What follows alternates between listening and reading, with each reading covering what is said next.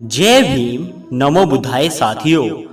दोस्तों, जब चमार अंबेडकर को रामनवमी के रथ में हाथ लगाने नहीं दिया गया, आखिर क्यों हुआ ऐसा, आइए जान लेते हैं। दोस्तों, रामनवमी का दिन था। राम का रथ खींचने के लिए कुछ युवक बेसब्र थे। तभी हल्ला हुआ कि कुछ लोग रथ ही चुरा ले गए। वहां खड़े युवक उस रथ के पीछे दौड़ने लगे। लोगों ने उन युवकों उनके नेताओं पर पत्थरबाजी शुरू कर दी। दोस्तों, यह घटना 89 साल पुरानी है। नासिक के कालाराम मंदिर का यह रथ था और युवकों के नेता के रूप में खड़े बाबा साहब भीमराव अंबेडकर थे। डॉक्टर अंबेडकर ने छुआछूत खत्म करने के लिए काफ़ी संघर्ष किया था। कालाराम मंदिर का उनका आंदोलन काफ़ी अहम माना जाता है। इस आंदोलन का लक्ष्य केवल सवर्णों हिंदुओं को आगे कराना नहीं था, बल्कि अंग्रेजों को जगाने के लिए भी था। अंबेडकर की यह लड़ाई दलितों और शोषितों को हक दिलाने के लिए थी। 2 मार्च 1930 को यह लड़ाई शुरू की गई और 5 सालों तक चली। और दोस्तों, गोदावरी नदी के किनारे बसा नासिक सनातनी हिंदुओं का गढ़ माना जाता था। उसी नासिक के कालाराम मंदिर में हजारों अछूतों के साथ अंबेडकर के प्रवेश का इरादा था। डॉक्टर अंबेडकर की जीवनी लिखने वाले धनंजय लिखते हैं, अंबेडकर ने महाराष्ट्र के ब्राह्मणों को साहस के साथ चुनौती दी थी। उस समय अंग्रेजों का भारत पर राज था। कांग्रेस अंग्रेजों से लड़ रही थी। दूसरी तरफ अंबेडकर हिंदू धर्म के भीतर दलितों से भेदभाव और शोषण के खिलाफ लड़ रहे थे। डॉक्टर अंबेडकर हिंदू धर्म में सवर्णों के विशेष अधिकारों को चुनौती दे रहे थे। कीर का कहना है, अंबेडकर का संघर्ष शक्तिशाली ब्राह्मणों से था, जो दलितों को मनुष्य का अधिकार दिलाने को राजी नहीं थे। 2 मार्च 1930 को नासिक शहर में एक जुलूस निकला था।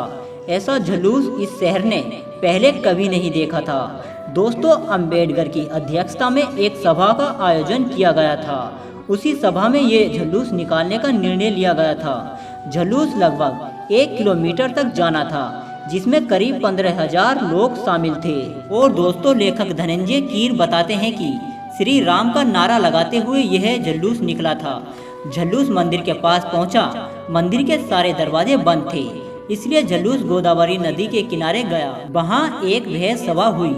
दूसरे दिन मंदिर में प्रवेश करने का निर्णय हुआ। आंदोलन रथ पहली टुकड़ी में 125 पुरुष और 25 औरतें थी।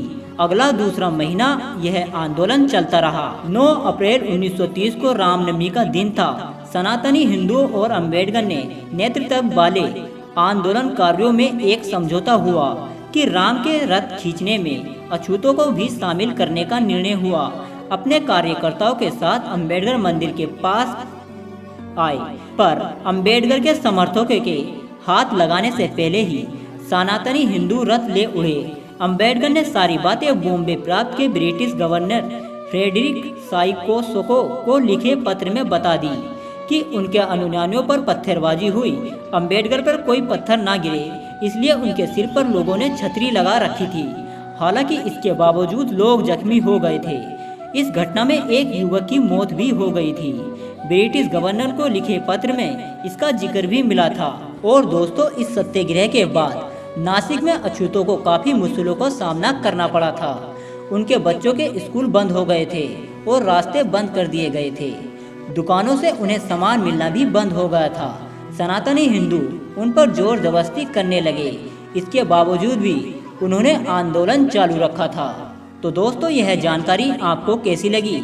अगर वीडियो पसंद आए तो वीडियो को लाइक, चैनल को सब्सक्राइब जरूर करके जाइएगा। जय भीम, जय भारत।